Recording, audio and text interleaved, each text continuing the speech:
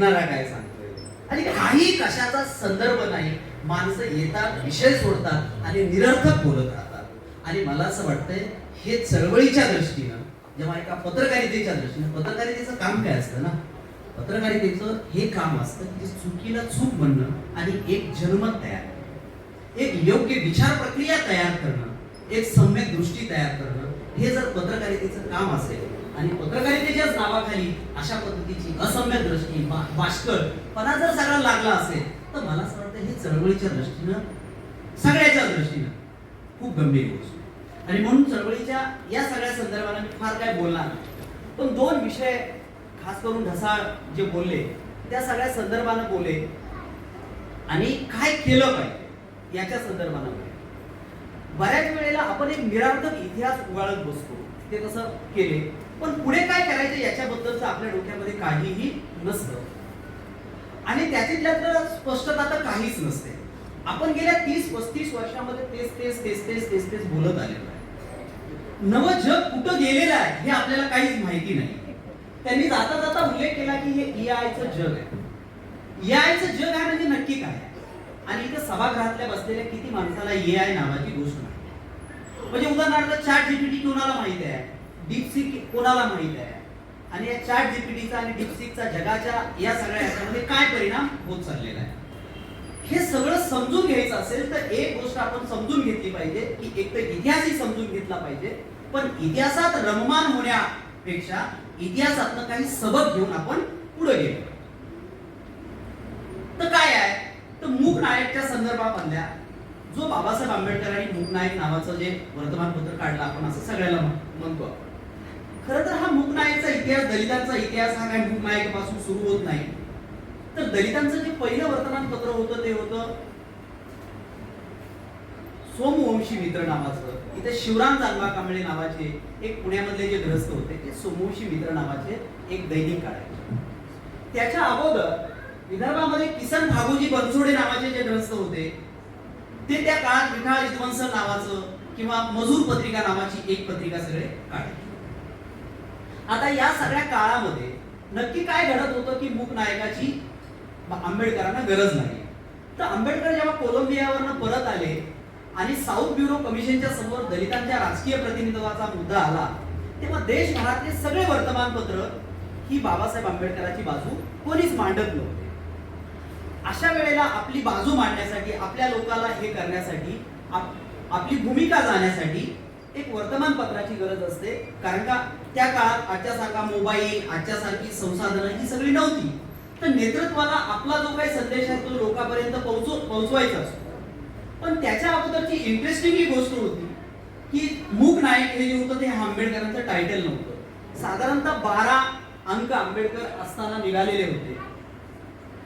त्याचे जे संपादक होते ते होते एक घोलप नावाचे ग्रस्त होते. मूळ टायटल हे घोलपांचं होतं. आणि त्याच्यानंतर पहिला जो अंक जर बघितला तुम्ही तर पहिल्या अंकात असं दिसेल की त्या ह्याच्यामध्ये कोणीही संपादक नाही. दुसऱ्या अंकापासून जे संपादक आले ते संपादक होते भटकर नावाचे ग्रस्त. ते अकोला जिल्ह्यामधल्या अकोट तालुक्यामधले ते ग्रस्त होते. त्या सगळ्या काळात ते फर्ग्युसनचे विद्यार्थी होते आणि त्यांनी एका ब्राह्मण विधवेशी लग्न केलं होतं. त्या सगळ्या काळात हे भटकर पहिले संपादक झाले. त्याच्यानंतर 3, 4, 5 अंक निघाले आणि त्याच्यानंतर घोलप नावाचे जे ग्रस्त होते हे घोलप नंतर त्याचे संपादक झाले. आणि हे सगळं होत असताना ही सहजासहजी घटना घडली नाही की आंबेडकर कशा पद्धतीनं आपल्या या सगळ्या म्हणण्याला आर्टिक्युलेट करतायत, सांगतायत. तर ह्याच्यामध्ये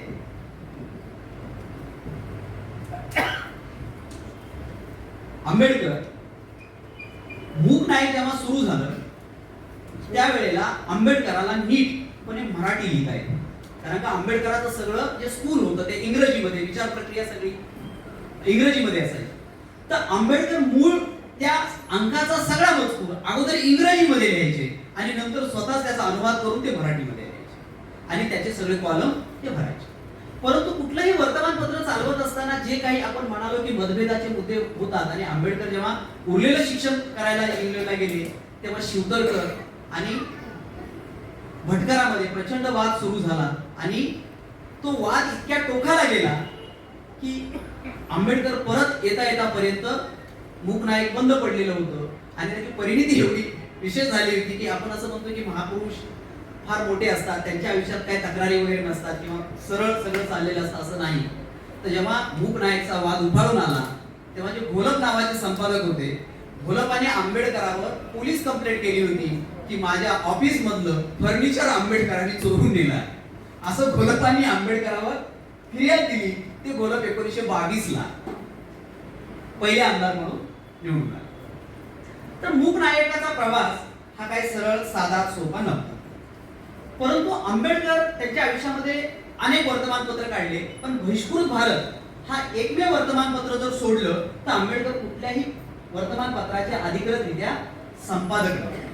आंबेडकरांनी गाईड केलं, आंबेडकरांनी मार्गदर्शन केलं, पण तो प्रत्यक्ष जबाबदारी जनता आला तर कदरेकर होते, BC कांबळे होते, समता होतो तर देवराव नाईक होते आणि याच्या अगोदर घोलप आणि कदरेकर. आता या सगळ्याच्या ह्याच्यामध्ये आंबेडकराला वर्तमानपत्राची गरज का लागली? तर साधारणतः त्याचं उत्तर बाबासाहेब आंबेडकरांनी त्या काळातच दिलं होतं की आंबेडकरांचं एक स्टेटमेंट आहे, the untouchables have no press. अस्पृश्याला प्रेस नाहीये, वर्तमानपत्र नाहीये. आणि त्या काळामध्ये एक असोसिएटेड प्रेस इन इंडिया नावाचं एक, जसं आताचं NIA वगैरे जसं आहे तशी एक मोठी एजन्सी होती आणि त्या एजन्सीच्या बद्दल आंबेडकर असं सांगतात की अस्पृश्याकडे प्रेस नाही, काँग्रेसी प्रेस त्यांच्यासाठी बंद आहे आणि दलितांच्या प्रश्नांना थोडीही प्रसिद्धी द्यायची नाही हा त्यांचा निर्धार आहे. असोसिएटेड प्रेस इन इंडिया ही भारतातील मुख्य वृत्तपत्र संस्था पूर्णपणे मद्रासी ब्राह्मणांनी भरलेली आहे आणि काँग्रेस विरोधी कोणत्याही बातमीला ते जागा देत नाही आणि ही कारणे पूर्णपणे अस्पृश्याच्या नियंत्रणाच्या बाहेर, असं बाबासाहेब आंबेडकरांनी सांगितलं. आणि हे सगळं करत असताना गंमत वाटेल की बाकीचे त्या काळातली जी वर्तमानपत्र होती ती चळवळीच्या बद्दल काय भूमिका आहे. म्हणजे उदाहरणार्थ केसरी त्या काळात टिळकांचं वर्तमानपत्र पुण्यामध्ये सुरू होतं आणि जेव्हा मूक नायक सुरू झालं तेव्हा केसरी होतं. तर मूक नायक जेव्हा 1920 ला प्रकाशित होणार होतं त्याची 3 रुपये देऊन जाहिरात केसरीकडे पाठवली. टिळकांना 3 रुपये घेऊन मूक नायकची जाहिरात केसरीमध्ये छापली नाही.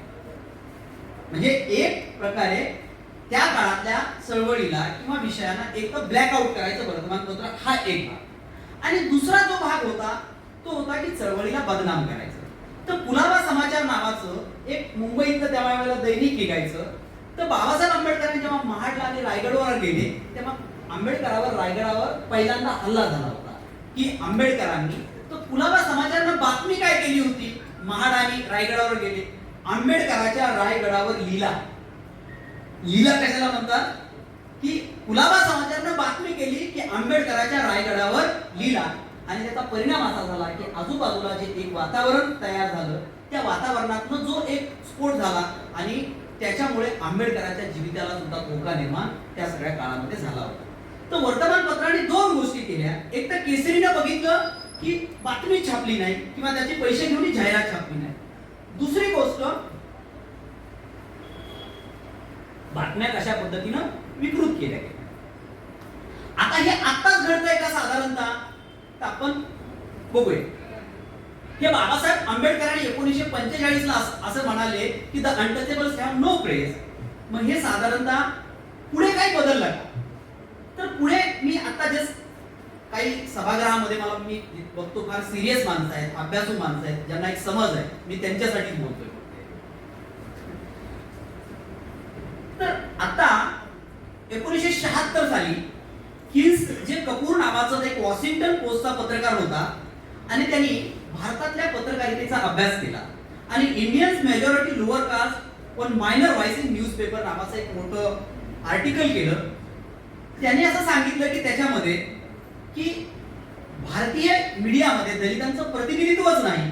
आणि मग त्याच्यानंतर BM उनियाल नावाचा एक पत्रकार होता, in search of Dalit journalism, हा त्याने एक लेख लिहिला आणि दलित कुठं सापडतात का असा सगळा बघण्याचा त्यांनी प्रयत्न केला. तर त्याला सापडलं काय, तर 1996 ची आकडेवारी असं सांगतो की त्या काळात 686, ज्याला तुम्ही ॲक्रिडेशन असं म्हणता, असे देशभरात पत्रकार होते. त्याच्यापैकी 240 ब्राह्मण होते, 79 पंजाबी खत्री होते, 44 कायस्थ होते, 26 मुस्लिम होते, 26 बनिया होते, 19 ख्रिश्चन होते, 12 जैन होते, 9 बंगाली होते आणि एकही दलित. हे कधी 1996 ची आकडेवारी.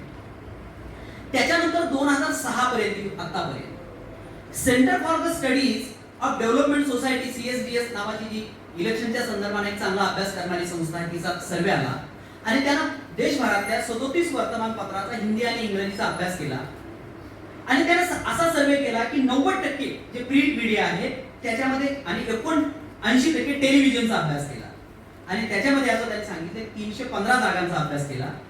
त्याच्यामध्ये त्याने असं सांगितलं की 49% ब्राह्मण आहेत, 71% उच्च जातीय आहेत, 315 पैकी एकही दलित आणि आदिवासी नाही, 315 पैकी एकही दलित आदिवासी नाही असं त्यांनी 2006 ला सांगितलं. आणि जस्ट आता एक न्यूज लॉन्ड्री नावाचं एक पोर्टल आहे की जे की देशभरातल्या अभ्यासासाठी त्याचा एक आता हा 2019 अभ्यास. त्यानं असं सांगितलं, त्यानं 40 अँकरचा अभ्यास केला की त्यानं असं सांगितलं की 106 म्हणजे 88% ह्या ज्या पोस्ट आहेत जे इनपुट आणि आउटपुट ज्याला संपादक असं म्हणतो की कोण देतं चॅनलला बातम्या, ह्याच्यापैकी 88% ब्राह्मण. हिंदी चॅनलचे 40 अँकर पैकी 47 अँकरचा अभ्यास केला, त्यापैकी फक्त 4 पैकी 3 उच्च जातीचे. म्हणजे जर 4 ब्राह्मण असतील, 4 अँकर असतील तर 3 आणि 1 असं सगळं प्रमाण आहे. आणि इंग्रजी वर्तमानपत्रातल्या जे जे लेख लिहिले जातात त्याच्यापैकी फक्त 5% आणि आदिवासी आणि दलितांनी लिहिलेले आहेत. 72% बायलाईन, ज्याला वर्तमानपत्राची बायलाईन म्हणतो, हे सगळे ब्राह्मण जातीचे आहेत. आता अशा सगळ्या काळामध्ये आपली माहिती कोणीही देत नाही, मुख्य वर्तमानपत्रामध्ये या सगळ्याच्या. म्हणजे गंमत सांगतो की वर्तमानपत्राचा इतिहास जेव्हा आला की मराठवाड्यामध्ये जेव्हा दंगली पेटल्या होत्या, नामांतराच्या दंगली, त्यावेळेला मोठं हत्याकांड घडलं होतं पिंपरी देशमुखला. वारकऱ्यांनी एक सोनदेव नावाचा मातंग समाजाचा एक कार्यकर्ता, त्या कोतवाल होता त्या गावाचा, तो मंदिरात गेला म्हणून त्याची सामूहिक हत्या केली होती पिंपरी देशमुखला, परभणी जिल्ह्यामध्ये. त्याची एक सिंगल बातमी सुद्धा कधीही छापून आली, एक सिंगल कॉलम, ज्याला आपण सिंगल कॉलम असे म्हणतो, अशी छापली नाही. त्यावेळेला परभणीचे DT शिंदे नावाचे ग्रस्त होते, सरकारी अधिकारी होते, त्यांनी रिझाईन केला आणि भीम पुकार नावाचं एक दैनिक परभणीमध्ये त्यांनी सुरू केलं आणि पहिल्यांदा ती बातमी त्यांनी पाहिली. अशा पद्धतीच्या बातम्या ज्या आहेत त्या बातम्या दडवल्या जातात. हे काय अगोदरच घडत होतं का? खैरलांजी महाराष्ट्रामध्ये सर्वात मोठं हत्याकांड झालं. खैरलांजीची बातमी मुख्य वर्तमानपत्रांनी 15 दिवस कुठल्याही वर्तमानपत्रांनी बातमी छापलेली नव्हती. आणि जेव्हा ती बातमी छापून आली तेव्हा बातमी अशी छापून आलेली होती की त्या महिलेचे अनैतिक संबंध आहे, हा खून अनैतिक संबंधामधून झालेला आहे, अशा पद्धतीची विकृत बातमी छापली. आणि तिचं नाव पण सांगतो की ती सरिता कौशिक आहे, ABP माझावाली, तेव्हा ती होती, तिने ही बातमी छापली. ही जी विकृती आहे ब्राह्मणांची याबद्दलचं, तर ही जी घृणा आहे यांची दलितांच्या बद्दलची, ही सतत या सगळ्या वर्तमानपत्रामध्ये आपल्याला दिसते. एकतर ते वर्तमानपत्रामधून तुम्ही बघा की ते साधारणतः कशा बातम्या छापतात. तर गंमत असेल तर पहिली दलितांची बातमी ती छापतच नाही. दुसरी जर ती छापली तर त्याचं विकृतीकरण करतात, ती चुकीच्या पद्धतीने छापतात. उदाहरणार्थ एक NDA नावाचा DNA नावाचा एक मोठा पेपर आहे. 6 डिसेंबरला सगळे दलित मुंबईला जातात आणि दलितांसाठी अत्यंत महत्वाचा विषय असतो. त्या काळातले मुंबईचे पेपर वर्तमानपत्रातले काय बातम्या छापतात त्याचं जस्ट मात्रा आणलेला मी तुम्हाला सांगतो. एका वर्तमानपत्रानं बातमी केली, म्हणजे resided live on Rogers as असं त्यांनी इंग्रजीमध्ये बातमी केली. त्याचा मराठीत अर्थ असा होता, पळा पळा दलित मुंबईकडे येत आहे. पळा पळा मुंबईकडे दलित येत आहे. दुसरी बातमी अशी छापली होती की त्याच्यामध्ये शिवाजी पार्कचे रहिवासी बॅगा भरून हे मुंबईच्या बाहेर जात होते आणि हे बघा दलितांचा किती मोठा त्रास आहे. आणि त्याच्यानंतर कचऱ्याच्या अनेक बातम्या आहेत.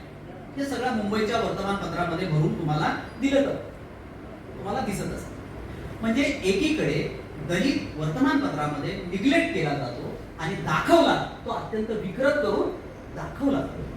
सिनेमामध्ये, संस्कृतीमध्ये दलितांचं एक मूर्तिमंत रूप तुम्हाला दाखवलं जातं की दलिताला प्रचंड खलनायक केलं जातं. हे सगळं दलितच करताय. दंगली कोण घडवताय? दलित करताय. आणखी कोण काय करताय? दलित करताय. तर अशा पद्धतीच्या वर्तमानपत्रातल्या या सगळ्या बातम्या आता आपल्याला या सगळ्या ह्याच्यामध्ये दिसत आहे. किंवा तुम्ही पूर्वण्या काढा, कोण लिहितंय? लोकसत्ता, लोकमत, सकाळ, या सगळ्यांच्या गोष्टी बघा, कोण लिहिणारे लेखक कोण असतात. अशा सगळ्या गोष्टी आपल्याला या वर्तमानपत्रामध्ये दिसतात. आता ते कोणीतरी असं म्हणाले की हा झाला आता इतिहास, आता काय करायचं? तर त्या काळात आंबेडकरांनी जेव्हा मूक नायक सुरू केलं तेव्हा आंबेडकरांच्या समोरचे दोन प्रश्न.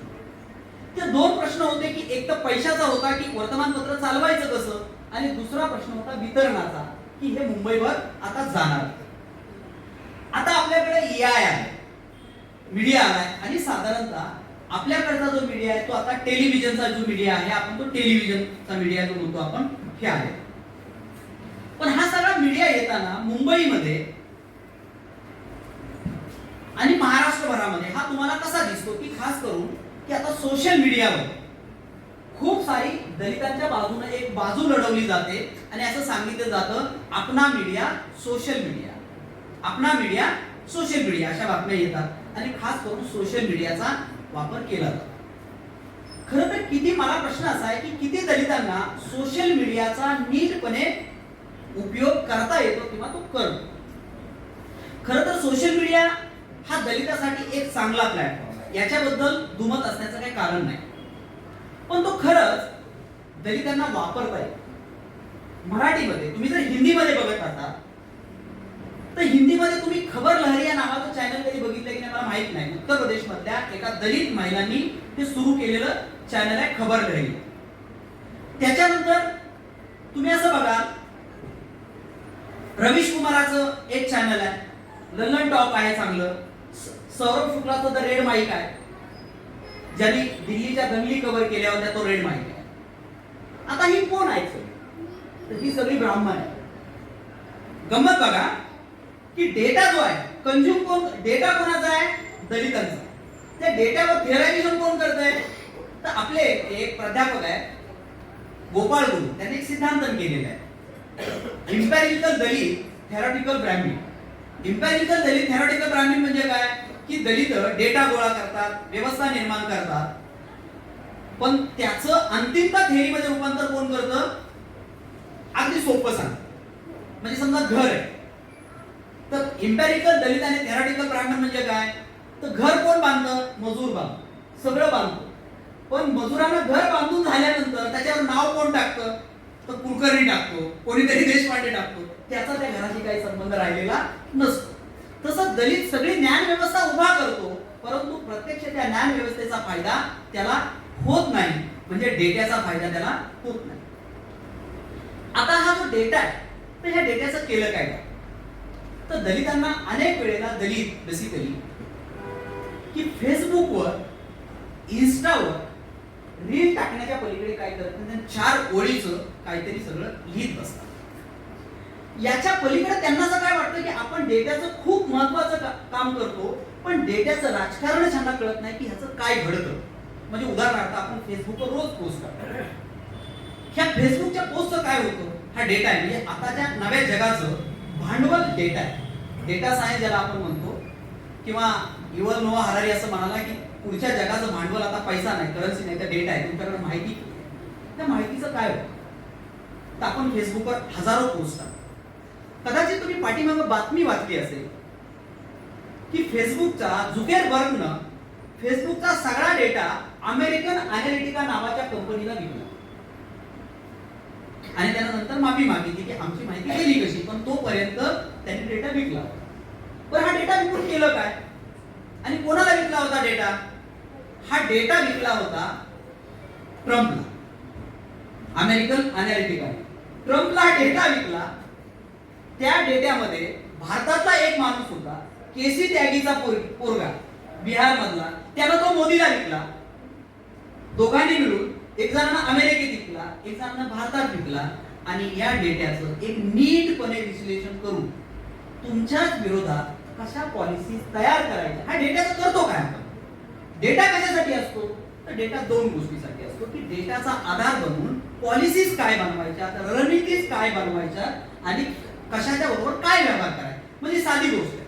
म्हणजे आता इथे सोनवणे बसलेले, मला सोनवणेंना काहीच माहिती नाही, पण मला सोनवणेंच्या बद्दल काहीतरी त्यांच्याबरोबरचा व्यवहार करायचा. तर मी साधी गोष्ट करतो की सोनवणेंची फेसबुकची प्रोफाईल काढतो, सोनवणे कुठल्या राजकीय नेत्याला भेटतात, कुठं जातात, काय करतात, काय खरेदी करतात, या सगळ्यावरनं अल्गोरिदमला ती माहिती दिली की सोनवणेची सगळी कुंडली माझ्या समोर येते आणि मी सोनवणेच्या बरोबर काय व्यवहार केला पाहिजे याच्याबद्दलची स्पष्टता. बरोबर. तर दलितांकडे आज डेटा आहे, पण त्या डेट्याचं काय करायचं हे दलितांच्या हातामध्ये नाही. आणि म्हणून दलित बेसिकली सोशल मीडियावर एक प्रकारचा, मगाशी जसं सांगितलं की एक किवास आणि गोंधळ तयार करताय आणि ह्या गोंधळामुळं त्याची राजकीय समज, त्याची सामाजिक समज, त्याची सांस्कृतिक समज ही सगळी धुळीला मिळालेली आहे आणि तो परत परत अस्मितेच्या गोष्टी करून त्याला तो आंबेडकर समजायला लागला, की त्याला तो आंबेडकर समजायला लागलेला आहे. उदाहरणार्थ मी जसं म्हणालो की हे जे 4 चॅनल तुम्ही बघा, खबर लहरिया, की प्रश्न असा आहे की तुम्ही जर एक कंटेंट नीटपणे दिला तर लोक बघतात. रवीश कुमारचा व्हिडिओ टाकल्याच्या नंतर पुढच्या तासाभरामध्ये त्याला लाखोमध्ये त्याच्या व्ह्यूज असतात. रेड माई लाखोमध्ये व्ह्यूज असतात. प्रश्न असा आहे की लल्लन टॉप लाखोमध्ये व्ह्यूज असतात आणि ही लोक जाणीवपूर्वक बघतात. रवीश कुमार सारखा माणूस जेव्हा व्हिडिओ बनवतो तर लाखो लोक वेटिंग करतात. हे जर मूक नायक असेल, दलिताबद्दल उदाहरण द्यायचं असेल तर आर्टिकल 19 असेल नवीन कुमारचं, मीना कोतवालचं मूक नायक असेल, खबर लहरिया असेल, यासारखं न्यूज पोर्टल सुद्धा महाराष्ट्रामध्ये कुठल्याही दलितांनी आतापर्यंत तयार केलेलं नाही. ह्याचं कारण काय आहे तर पॉलिटिकल इमॅजिनेशनच संपलेलं.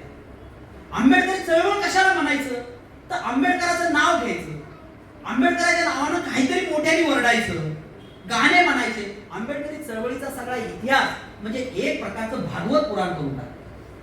कोणाला वाटतं काही सांगत राहतो गाण्यामध्ये की एक म्हणजे मी मधल्या काळामध्ये पण बोललो की आंबेडकराच्या इतिहासाला बनवलं काय आपण. गाणे म्हणजे एक गायक येतो आणि तो म्हणतो की आंबेडकर घटना लिहायचे, 2-2 हाताने घटना लिहायचे, डावा हात थकला तर उजव्या हात थकला तर डाव्या हाताने लिहायचे. अरे आंबेडकर काय टाईप रायटर होते. घटना ही एक राजकीय गोष्ट आहे, ती एक राजकीय प्रक्रिया आहे, एक राजकारण घडलेलं होतं. पण अशा पद्धतीचं गाण्यातनं, वेगवेगळ्या अशा मीम्स मधनं आंबेडकरी चळवळीचा जो इतिहास आपण जो आणला त्याची एक प्रकारची विकृती बनवलेली आहे. आणि म्हणूनच विरोधकाला संपवायचं असेल, आंबेडकराला त्याच्या विरोधकांनी संपवण्याची गरज नाही. आंबेडकरांना संपवायला त्याचे अनुयायी भरपूर आहेत.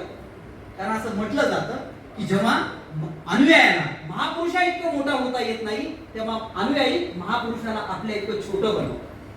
या महाराष्ट्रामधल्या त्याच्या अनुयायाला आंबेडकरा इतकं मोठं बनता आलं नाही, म्हणून त्याने आंबेडकरला आपल्या इतकं छोटं बनवलं आणि तो तेवढ्याच होता. त्याला फक्त आंबेडकरांचा राजकीय रिहर्स. आंबेडकर काय म्हणाले, आता एक असं शोबाजी झालेली आहे की आंबेडकराचं नाव घ्यायचं, अंक करायचं, म्हणजे आता ते राजकीय गेले.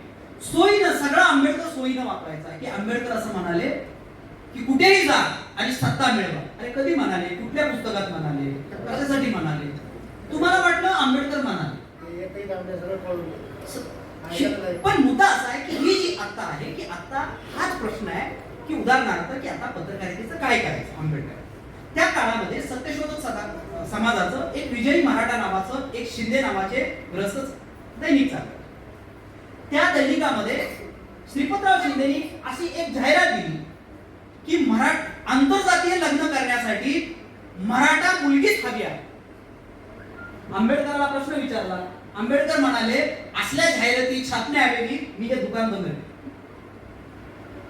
नाही घेतली भूमिका. मुद्दा काय होता, आंबेडकरांचा भूमिकेच्या संदर्भात होता. आज पत्रकारिता नाही, खरं सांगू सगळे पात्रकार झाले. टाका पात्रकार आहे, पत्रकार नाही म्हणत मी, ते सगळे पात्रकार आहे आणि ते पीआरओ पण करत नाही. ही एक प्रकारची दलाली सगळी सुरू आहे आणि ती आंबेडकराच्या नावानं सुरू आहे. पोट भरायचं आहे ना तर नक्की भरा, त्याच्याबद्दल दुमत असण्याचं काही कारण नाही. पण किती दिवस आंबेडकराला आधार कार्ड म्हणून वापरणारा, किती दिवस आंबेडकराला राशन कार्ड म्हणून वापरणारा. आणि हा मुद्दा मला असं वाटतं की हा याचा नाही. आणि म्हणून बातम्या तयार करत असताना, हे सगळं करत असताना अस्मितेच्या बातम्या आपण देतो, रील इंस्टाग्राम मध्ये सगळं चाललेलं असतं. पण मला सांगा की आपण पुण्यामध्ये ह्या सगळ्या करतो. एसआयचा किती मुद्दा महाराष्ट्रातल्या वर्तमानपत्रांनी उचललेला, दलित मीडियाने उचललेला सांगा. किती मीडियामध्ये दलित बजेटचा प्रश्न आहे. तो मुद्दा नाहीये की लाखो कोटीचं बजेट दलितांच्या वाट्यालाच कधी, याच्याबद्दल एक महाराष्ट्रातल्या पत्रकारांना माहिती नाही. मधल्या काळामध्ये आपले आदरणीय लाडके उपमुख्यमंत्री गेले, पण त्यांनी महारवतनी जमिनीवर मोठा सगळा हे केला होता. महाराष्ट्रामध्ये 5 लाख एकर महारवतनी जमीन. लोकसत्तानी गेल्या महिनाभर तुम्ही बघा, लोकसत्ताचं कव्हरेज बघा, लोकसत्तानी त्याला कव्हर केलेलं. महाराष्ट्रातलं एकही दलित चॅनल महारवतनाचा मुद्दा त्याला महत्वाचा वाटत नाही. त्यांचीच मोठी बातमी लोकसत्ताची, बरोबर लोकसत्ताने केलं, परंतु महाराष्ट्रातल्या दलित वर्तमानपत्रांना नक्की झालंय काय, तर त्याला बेसिकली अस्मितेचा पॅरालिसिस आहे. त्याला काय वाटतं की आंबेडकरांची पत्रकारिता म्हणजे 4 नावं घेतले, आंबेडकरांचं राजकारण केलं म्हणजे संदर्भ ही 4 कोटेशन सांगणे, ते बुद्धम शरणम गच्छामी, म्हणजे ते उच्चारण आहे, आचारण ही उच्चारण आहे. म्हणजे आता पंचशील आहे, म्हणजे पंचशिलातलं काय आहे, सूर्य मेरे पंचप्रमाद ठाणा सिक्कापदं समाधी वेरमणी, म्हणजे मी नशापान करणार नाही. खरंच असं सगळं म्हणणारे किती लोक दारू पित नाहीत, किती लोक चोऱ्या करत नाहीत, किती लोक खोटे बोलत नाहीत.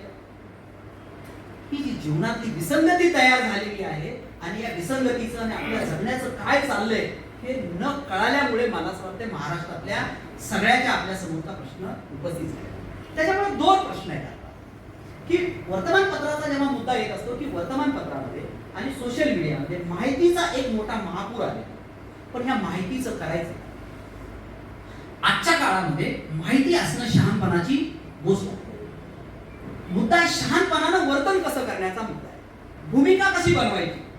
आता काय झालेलं आहे की मोबाईल मध्ये म्हणजे साधारणतः अभ्यास असा झालेला आहे की दिवसभरामध्ये एक माणूस 160 वेळा मोबाईल बघतो आणि त्याला सतत स्किप करायची सवय लागते की तो एक कॉन्स्टंटली एका गोष्टीवर विचारच करत नाही, एक मत बनवत नाही. एक बातमी आली की दुसरी, दुसरी आली की तिसरी, तिसरी आली की चौथी, चौथी आली की पाचवी, असं स्किप करत राहतो.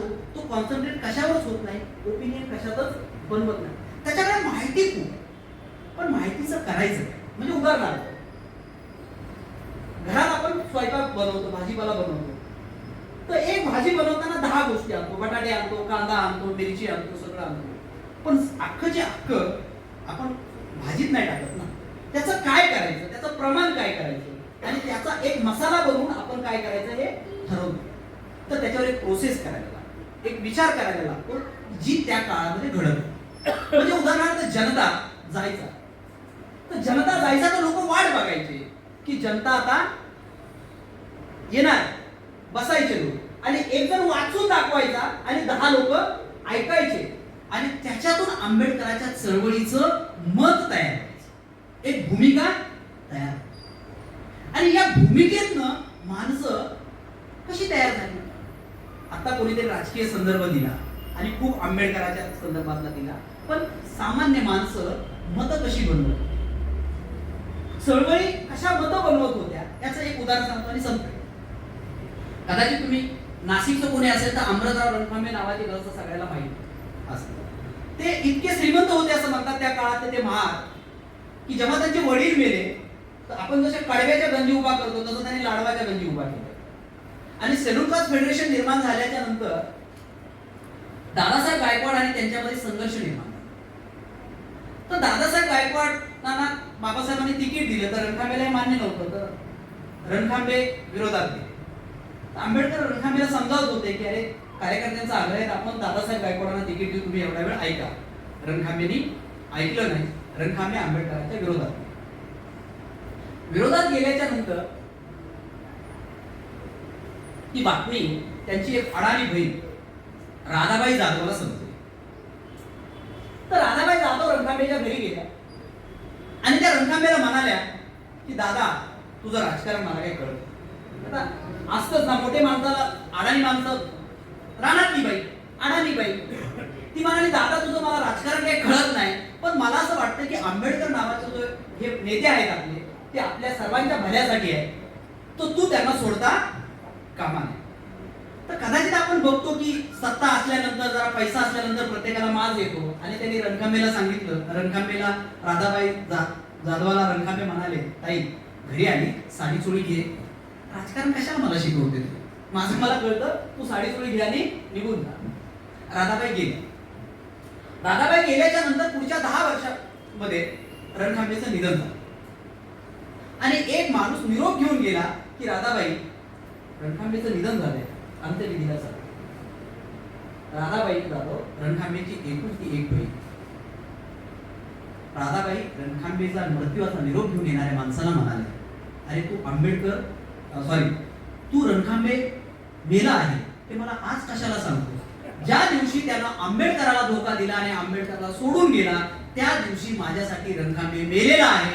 मी रणखांबेच्या मृत्यूचा मोर्चा येणार नाही. आणि एकुलती एक राधाबाई जाधव रणखांबेच्या अंत्यविधीला गेली नाही. हा किस्सा विजय सुरवाडेंनी प्रत्यक्ष राधाबाई जाधवांचा भावाच्या मुलाकडूनच नोंदवून घेतला, आणि त्याला तो किस्सा सांगितला की ते गेले राधाबाई. ही प्रगती होती, हा विचार होता, ही चेतना होती. सामान्य माणसं जेव्हा असतात ना, की या वर्तमानपत्रांनी त्या काळामध्ये सामान्य माणसाची चेतना काय घडवली. राधाबाई जाधव कुठल्या विद्यापीठामध्ये गेलेली नव्हती, पण चळवळीची चेतना आणि विचारांची चेतना तिच्यापर्यंत पोहोचत होती. किंवा दुसरा मुद्दा की चेतना का महत्वाची असते, की ज्या चेतना निर्माण करण्यामध्ये वर्तमानपत्राचं विचाराचं काम असतं, तोच विचार आज करप्ट झालेला आहे. आपण महाडचा सत्याग्रह सगळ्यांनी बघतो. महाडच्या सत्याग्रहामध्ये अशीच एक अडाणी बाई, गयाबाई कांबळे, प्रेग्नंट असताना एक बाळ लहान, आणि दगडफेक सुरुवात झाली, आणि एक दगड येतो आणि त्या गयाबाईच्या लेकराला लागतो. तर आंबेडकर बघतात त्या लेकराकडे, रक्ताबंबळ झाले. तर साहजिकच आहे, नेत्याचं भावनाविवश होणं आणि भावनाविवश झाले. तर ती बाई पुढे जाते आणि तिने बाबासाहेबांच्या डोळ्यात बघते, आणि ती म्हणते, आता एका आईला आपलं लेकरू काय असतं याची किंमत नीटपणे माहिती. तर ती लक्षात आलं की बाबासाहेब भेवरले. चौदार तळ्याचं पाणी म्हणजे आता ते काय थम्सअप आणि कोका कोला सारखं लागत नव्हतं. मुद्दा एवढाच होता की तिथं जनावर डुक्कर कोणी पण पाणी पिऊ शकत होतं, पण माणूस पाणी पिऊ शकत नव्हता. तर दलिताचा आत्मसन्मान संपवतो. तर दलितांचा आत्मसन्मान किती महत्वाचा आहे. तर ती बाई, तर बाबासाहेब भेवरतात, तर ती बाई बाबासाहेबांपर्यंत जाते आणि बाबासाहेबांना बाबा म्हणतात, बाबा तुम्ही कशाला या लेकराची काळजी करता. तर ती बाबासाहेबांचा हात धरून म्हणते, बाबा कमरेवरचं कशाला काळजी करता, पोटातला मेला तरी चालेल बाबा, पण पाण्याला हात लावल्याशिवाय जायचं नाही. ती बाबासाहेबांचा हात पोटात पाण्याला. चळवळी माणसं अशा उभा करत असतात, वर्तमानपत्र माणसं उभा करत असतात. वर्तमानपत्र असतात कशाला ना, माणसं उभं करायला, माणसं गारद करायला. पण माणसाच्या मुळात मेंदू जर संपला असेल तर मग माणसं उभा राहत नाही, चळवळी उभा राहत नाही, आणि मग एक निरर्थकता होत राहते. आणि मग मागाच्या सांगितल्यासारखी गोष्ट, शामरावला म्हणतो कुठं, शामरावला रामराव म्हणतो कुठं चालला, तो म्हणतो मंदिरात चाललो, आणि हाय म्हणतो तू काय मंदिरात चाललास. तर अशा पद्धतीचा जो एक गोंधळ आहे, मला असं वाटतंय हा गोंधळ पुढच्या काळात संपला तरच आंबेडकरी चळवळीला काहीतरी भवितव्य आहे. नाही तर प्रत्येक जण एक दुकानदार आहे, तो वेगवेगळ्या पद्धतीने आंबेडकर विकायला बसलेला आहे, आंबेडकराचा बाजार मांडलेला आहे. आणि हा बाजार थांबवायचा असेल तर याची एक भूमिका वर्तमानपत्रापासूनच घेतली पाहिजे. आणि म्हणून कधी कधी बरं बोलण्यापेक्षा खरं बोललं पाहिजे. कारण का काय करू आता धरून या भीड, निशंक हे तोंड वाजविले, मूर्ती जन देखवे ना डोळा, येती कळवळा म्हणून. ही जी तुकारामाची भूमिका होती तीच आमची भूमिका आहे. आणि म्हणून कोणाला बरं वाटत नाही किंवा बुरं वाटत, पण कधीतरी एक भूमिका घेण्याची गरज आहे. आणि आंबेडकर चळवळ ज्या क्रायसिस मधून चाललेली आहे, त्या क्रायसिसला एका भूमिकेची गरज आहे. आणि ती भूमिका ही वर्तमानपत्र घेऊ शकतो आणि त्याचा आजचा रिलेव्हन्स हा आहे की मूक नायक भूमिका घेण्यासाठी. आणि म्हणून मूक नायकाचा आदर्श काय असू शकतो तर भूमिका घे. भूमिका घे. वर्तमानपत्र नव्हते का त्या काळामधली? होती. मूक नायक कशासाठी उभा राहिलं? भूमिका घेण्यासाठी. आणि म्हणून आता पत्रकार कोण आहे हा प्रश्न नाहीये साहेब. आता पत्रकारिता कोण करतं हा प्रश्न. या काळातला पत्रकार कोण आहे, त्याच्याकडे बिल्ला आहे का, त्याच्याकडे कार्ड आहे का, त्याला तो कॉलेजमध्ये गेलाय का, त्याने शिकलाय का, हा मुद्दा नाहीये. पत्रकारिता कोण करतं हा मुद्दा आहे. आणि जगभरामध्ये आपण बघतो की आता पत्रकारिता नाही तर आपल्या स्टेटनं तर सगळे मोदी मीडियानं सगळी सुरू झालेली आहे. ती सगळी पत्रकार नाही, एक दलालांची आणि खुशमस्कऱ्यांची फौज तयार सगळी झालेली आहे. पण खुशमस्करे कोणाचं भलं करत नसतात. ते म्हणजे तुमचा घात करायला फार बाहेरच्याची गरज नसते. खुशमस्करा माणूस घात करण्यासाठीच असतो. कधी कधी औषध कडू जरी असलं तरी ते घ्यायला लागतं, पण ते भलं करतं. तर मला असं वाटतंय मूक नायकाची भूमिका जी आहे त्या औषधाची भूमिका आहे. आणि त्या औषधाची भूमिका घेणं म्हणजेच मूक नायकला चा वर्धापन दिन साजरा करणं, त्या भूमिकेला पुढे घेऊन जाणं, टायटलला पुढे घेऊन नाही, मूक नायकच्या भूमिकेला पुढे घेऊन जाणं. आणि मूक नायकची भूमिका काय होती? जेव्हा जेव्हा एक इंटेलेक्च्युअल क्रायसिस येईल, चळवळीमध्ये क्रायसिस येईल, त्या सगळ्या क्रायसिसला एक दिशादर्शन देण्याचं काम मला असं वाटतंय चळवळीने केलं पाहिजे. आणि त्याच्यातला मोठा व्हॅनगार्ड असतो तो वर्तमानपत्र आहे. आणि तेच आजच्या निमित्तानं आपण मूक नायकच्या निमित्तानं समजून घेतलं पाहिजे असं मला वाटतं. तुम्ही माझं शांतपणे ऐकून घेतलं त्याच्याबद्दल धन्यवाद. आणि वाईट वाटलंच असेल तर नक्कीच वाईट वाटू द्या, मला त्याचा काहीही फरक पडणार नाही. फक्त वाईट वाटलं तर राग येऊ द्या जरा नीट बघा की त्याच्याबद्दल माझा व्यक्तिगत राग येऊन काहीच उपयोग नाही. जे म्हणजे मला असं वाटतं की मी बोलतो म्हणून माझा राग येत असेल, पण जो करतो त्याला करण्याचा पहिल्यांदा राग आला पाहिजे ना. त्याच्या करण्याचा लाचारीचा राग आला पाहिजे. मी जर लोकांची लाचारी सांगत असेल तर माझ्या सांगण्यापेक्षा त्याला त्याच्याचा राग जास्त आला पाहिजे. आणि तो राग येऊ द्यावा. तो राग आला तरच मला असं वाटतं माझं भाषण जरा मी बरोबर बोलू. थँक्यू. खूप खूप धन्यवाद केशव दादा. आपण समारोपाकडे आता होत आहोत. अध्यक्ष भाषणानंतर 5 मिनिट अध्यक्ष भाषण होऊन त्यानंतर भोजनाची व्यवस्था आहे. तत्पूर्वी केशव दादा म्हटले राग आला तर येऊ द्या.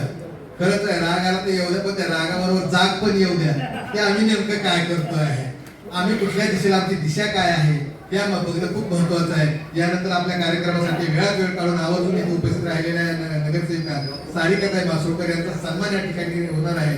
मी कमलताई देहाडे आणि किरण पैठणे या दोघींना विनंती करतो की तातडीने तुम्ही स्टेजवर यायचं आणि सारिकाताईंचा सन्मान शाल, बाबासाहेबांची पत्रकारिता आणि पुष्पगुच्छ देऊन त्यांचा सन्मान करायचा आहे. कमलताई देहाडे आणि किरण पैठणे.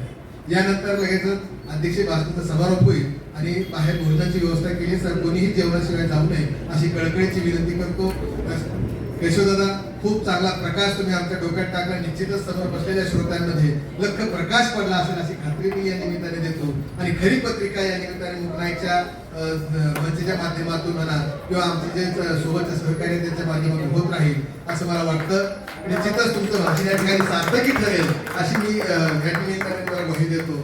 बघूया किती त्याला यश मिळते ते, पण निश्चितच प्रयत्न करायला काही हरकत नाही. बाबासाहेबांच्या मूक नायकाची भूमिका घेऊन आम्ही तर चाललो आहोत प्रवासाला. तुम्ही आमच्या सोबत याल याची आम्हाला खात्री आहे. निश्चितच आपण सोबत राहू. बाबासाहेबांच्या मूक नायकाची भूमिका घेऊन पुढे जात राहू. तर यानंतर मी अध्यक्ष समारोपासाठी मी विनंती करतो या नगरीचे उद्योजक मनोज गजवे सरांना विनंती करतो. तत्पूर्वी मावळचा ग्रुप बाळासाहेब भालेराव आणि त्यांचे सहकारी त्यांना सर्वांना विनंती करतो त्यांनी मंचावर यायचं आहे. आपला एक छोटासा सन्मान या ठिकाणी घ्यायचा आहे. बाळासाहेब भालेराव आणि त्यांचे सहकारी. त्यानंतर चालता बोलताचे पण याच्या संपादक बसले त्यांना विनंती करतो की त्यांनी या ठिकाणी यायचं. दिलीप बिहार यांना विनंती करतो त्यांनी त्यांचा सन्मान करायचा. त्यानंतर भारत शिरसाट बरं ठीक या लोक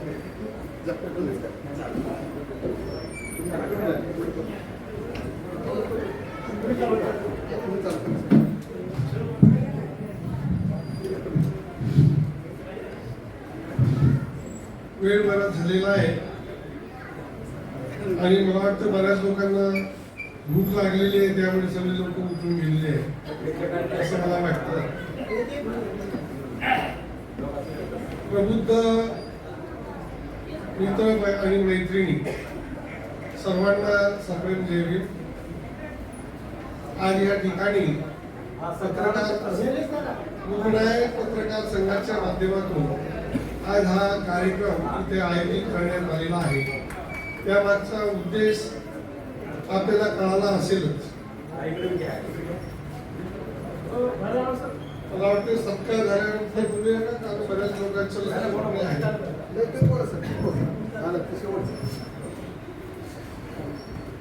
सामाजिक व्यवस्था परिवर्तनाचे जनक तथागत सिद्धार्थ गौतम बुद्ध ज्या ज्या महामानवांनी बहुजन समाजाच्या उद्धाराकरिता महान कार्य केले, जसे की छत्रपती शिवाजी महाराज, शाहू महाराज, राष्ट्रपिता ज्योतिराव फुले, डॉक्टर बाबासाहेब आंबेडकर यांच्या विचारांना प्रथमतः निवारा दिला.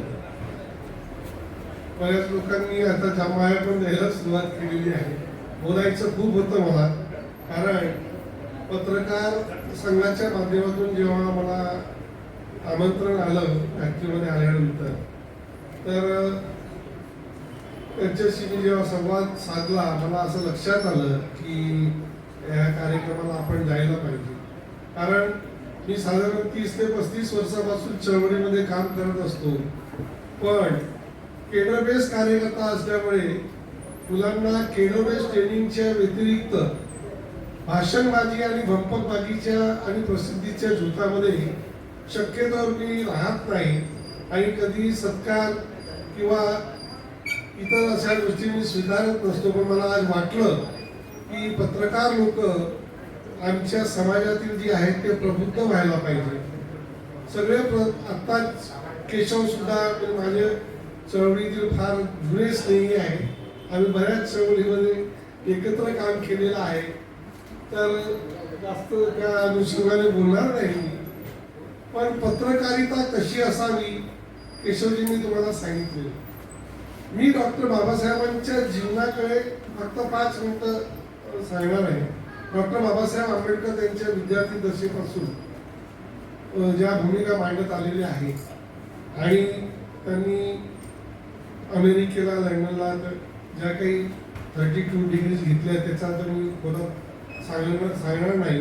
पण त्याच्यातल्या ज्या 2 महत्वाच्या ज्या डिग्री आहेत, बारिटला आणि DSc, डॉक्टर ऑफ सायन्स आणि बारिटला, ह्या ज्या 2 डिग्र्या फार महत्वाच्या आहेत.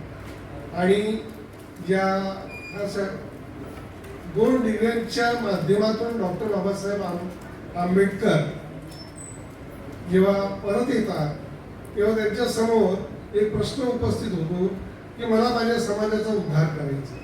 जर मी माझ्या समाजाचा उद्धार करण्याकरिता अपयशी ठरलो तर मी स्वतःला गोळी घालून आत्महत्या. ही जी कमिटमेंट आपल्या बहुजन समाजामध्ये किती लोकांच्या लक्षात आली मला माहित नाही, पण doctor Babasaheb Ambedkar was committed for our social cause. Doctor Babasaheb आंबेडकरांनी जे काही चळवळी उभ्या केल्या त्याच्यामध्ये प्रिंट मीडिया हा फार महत्वाचा विषय होता आणि त्याची परिणती भारताच्या स्वातंत्र्यानंतर त्यांनी आपल्याला जे संविधान लिहून आपल्याला अर्पण केलेलं आहे, खास करून बहुजन समाजाला, जो आज त्या संकल्प घेऊन डॉक्टर बाबासाहेब आंबेडकरांचं नाव पण घेतो. डॉक्टर बाबासाहेब आंबेडकरांचं नाव घेणं आणि व्यवस्था परिवर्तनाचं काम करणं, ह्या 2 गोष्टी वेगळ्या वेगळ्या. आज काही वक्ते आमचे राजकीय मित्र यांनी सांगितलं, मी फार जबाबदारीने बोलत आहे, राजकीय सत्ता घ्या कशी घ्या, तर आपल्याला एक गोष्ट समजून घ्यावी लागेल की राजकीय सत्ता ही व्यवस्था निर्माण करू शकत नाही. पण व्यवस्था जर तुम्ही बदलली, मी बोलताना सांगितलं व्यवस्था परिवर्तनाचे जग, तथागत बुद्धाने व्यवस्था बदलली आहे. तथागत बुद्धाने व्यवस्था निर्माण केलेली आहे, बदललेली आहे.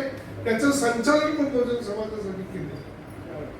फार महत्वाचा मुद्दा आहे आणि म्हणून आम्ही तथागतांना नमन होतो किंवा तथागताला शरण जातो. आपण जे म्हणतो ना, बुद्धं शरणं गच्छामि, धम्मं शरणं गच्छामि, संघं शरणं गच्छामि. काय बोलायचं खूप आहे, मला वेळ फार कमी आहे. कधीतरी एखाद्या वेळेला आपण याच्यावरती बोलू. पण सत्ता आणि व्यवस्था जर ह्या दोन गोष्टी आमच्या बहुजन समाजाला खास करून तरुण वर्गाला जर कळल्या तर मला वाटतं येणारा काळ आपल्यासाठी सोनेरी असेल. आपल्याला कोणत्याही गोष्टी कळत नाही, आम्ही जिंदाबाद आणि मुर्दाबाद मध्येच राहतो. मित्रांनो, परिस्थिती फार बेकार आहे. आता आपल्याकडे ज्या काही सत्ता आहेत, सामाजिक सत्ता, धार्मिक सत्ता, राजकीय सत्ता, जेवढ्या काही सत्ता आहेत, ह्या सगळ्या सत्ता ह्या ब्राह्मणांच्या हातामध्ये केंद्रित झालेल्या आहेत. त्याचा परिणाम काय आहे माहिती आहे? कोणी एक आम्हाला एखादा नगरसेवक पद देतो, एखादा आमदारकी देतो, एखादा खासदारकी देतो आणि त्याच्यामध्ये आम्ही टाळ्या वाजवत राहतो आणि त्यांचा जय जयकार करण्यामध्ये आमच्या समाजाचा आम्ही सत्यानाश करतो. मित्रांनो, फार जबाबदारीने बोलत आहे, कारण माझ्या आता मी नाव घेत नाही काही नेत्यांचं, पण ते मला म्हटले की गजबीर साहब आपका नाम सोशल मूवमेंट में बहुत ज़्यादा हम लोग सुनते हैं, तो आज हमारे पार्टी में आके आप आ जाओ, हम आपको खासदार बना देंगे. मला 2003 पासून हा प्रयत्न करत असतात, पण मी सामाजिक व्यवस्था परिवर्तनाच्या दिशेने चळवळीमध्ये साधारण 84 पासून काम करत आहे आणि करत राहणार आहे. उद्योजक ही माझी ओळख ही नंतर आहे. समाजाच्या करिता काहीतरी आपल्याला अचूक ध्येय गाठून काही काम करण्याची जी जिद्द आणि जी प्रेरणा आहे, त्या प्रेरणेचे जर कोण मेन स्त्रोत असेल तर ते डॉक्टर बाबासाहेब आंबेडकर. जर आज जर डॉक्टर बाबासाहेब आंबेडकर ह्या आपण जन्माला आले नसते तर कदाचित आज सुद्धा आपण सगळे लोक जे डॉक्टर, वकील, इंजिनियर जे झाले, बाबासाहेब म्हणायचे त्या काळात म्हणायचे की ज्या समाजात 10 डॉक्टर, 20 वकील, 30 इंजिनियर वगैरे असेल तो समाज मी प्रगल्भ. आज परिस्थिती फार खिदाने म्हणावंसं वाटतं की काय खरंच आमचा समाज प्रगल्भ झालेला आहे. हजारो डॉक्टर, वकील, इंजिनियर आहेत. मी एका IAS ला विचारलं, नाव नाही घेत, ते ओळखतो त्यांना, कारण आम्ही एकत्रच काम केलं. मला म्हणला, भाऊ बोले जो बाबा साहब आम्बेडकर उस समय पे हमारे लिए सोचते थे ना, बोले आज हमारे लाखों डॉक्टर, वकील, इंजीनियर है, हम लोग बोले उनके सामने एकदम बोले क्या बोले कि हम लोग नकारे हो गए. बरेच लोक आम्ही 14 एप्रिलला आपण तो आनंदाचा दिवस आहे, आनंद साजरा करतो, पण जेव्हा दीक्षाभूमी, चैत्यभूमीला भेटतो आम्ही 35 वर्षानंतर पण, तर 2-3 दिवस रडत असतात मुलं. म्हणजे आमचे बॅचचे आहेत काय, आमचे सिनियर आहेत. तर ज्या लोकांना याची जाणीव झालेली आहे त्यांनी बाबासाहेबांच्या ऋणातून जर मुक्त व्हायचं असेल, खास करून पत्रकारांना उद्देशून सांगत आहे, तर त्यांनी पत्रकारिता अशा पद्धतीने करावी की जेणेकरून आमच्या समाजामध्ये एक जागृती आणि एक चेतना निर्माण होईल आणि त्या चेतनेच्या माध्यमातून आम्ही आमच्या समाजाचंच नाही तर संपूर्ण बहुजन समाजाचं सामाजिक परिवर्तन घडवून आणू आणि आम्ही आमची व्यवस्था निर्माण करू. आमची व्यवस्था जर निर्माण झाली तर राजकीय सत्ता हे त्याचं बाय प्रॉडक्ट आहे आणि ते आपण कधीही घेऊ शकतो. एवढंच बोलतो आणि या ठिकाणी थांबतो. जय भीम, जय बुद्ध, जय भारत. सर, म्हणून गजबीर सर आम्हाला माफ करतील, उदाहरणार्थ करताना खूप बोलायचं होतं, पण निश्चितच आम्ही त्यांच्यासाठी वेगळा आणखीन कार्यक्रम घेऊ आणि सरांना खास प्रमुख मार्गदर्शक मुद्द्यामध्ये बोलू. पण एक पायांना थोडासा तोडतो, कारण खूप घाई हे सगळं चाललेलं आहे आणि ताई आपल्या नगरसेविका सारिकाताई मासोळकर या ठिकाणी आलेल्या आहेत, तर त्यांनी या मुकनायक पत्रकार मंचाला 2 शब्द सदिच्छा व्यक्त कराव्यात एवढीच मी माफक विनंती करतो आणि 2 मिनिटांमध्ये आपले, कारण ताईला खूप घाई आहे, त्यांना जायचंय लग्नाला आणि त्यानंतर लगेच आभार प्रदर्शन म्हणून आपण बाहेर जेवायला जाणार. धन्यवाद. सारिकाताई मासोळकर. सर्वप्रथम सगळ्यांना जय भीम. आजच आपली मीटिंग झाली की कसं पद्धतीने 14 एप्रिल तुम्ही साजरा करणार आहे, तर तिथे मी स्वतः बोलले आज की काही आपले जे पॉईंट होते, त्या माई मातेचं स्मारक लवकर व्हावं, महिलांना जो अधिकार मिळाला तो बाबासाहेब आंबेडकरांमुळेच मिळाला. मी खरं ते सांगते, मी काही एवढं त्यांच्याबद्दल वाचलेलं नाही, मी अगदी खरं बोलते आहे आणि जे काही ऐकून आहे आज म्हणजे गौतम बुद्धांबद्दल मी जरा वाचलेलं आहे. तर जे काही आज आहे महिलांना जो अधिकार आहे किंवा हे ते संविधानामुळेच आहे. तर आजच्या ज्या मूकनायक पत्रकारितेचं वर्धापन दिनानिमित्त सर्वांना शुभेच्छा देते आणि जे काही असेल काम किंवा काही जे मला करता येईल ते मी नक्की करण्याचा प्रयत्न करेन तुमच्यासाठी. तर सगळ्यांना परत एकदा शुभेच्छा. जय भीम. यानंतर लगेच मी आभार प्रदर्शनासाठी मुख्य विश्वस्त दिलीप देहाडे यांना विनंती करतो, त्यांनी आभार प्रदर्शन जेवणासाठी लगेचच आपलं बाहेर.